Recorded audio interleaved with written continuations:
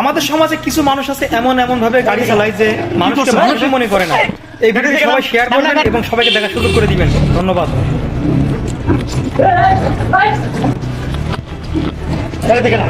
কি করছো এখানে? গাড়ি থেকে নাম নাম না, গাড়ি থেকে নাম। তুই গাড়ি থেকে নাম। কি করছিস এখানে? পোলাটারে এই লোকটারে কি করছিস এখানে? তোর এত বড় সাহস, তুই আমার আটকাইছস? এই তুই আমার চিনস? তুই আমার কে? তুই তুই কে? এই লোকগুলা কি করছিস তোরা? এলাকার ভিতরে গাড়ি চালাস, এগুলো দেখতে পারস না? ছোট ছোট বাচ্চা থাকে, যদি একটা মরে যায় তো কি হইতো এখানে? এই কি করছিস বাচ্চাটারে? এটা করছিস কি? কি রে, কথা কস না? কানে কি কথা ঢোকে না? কি করছিস রে? নেতামি দেখাস না?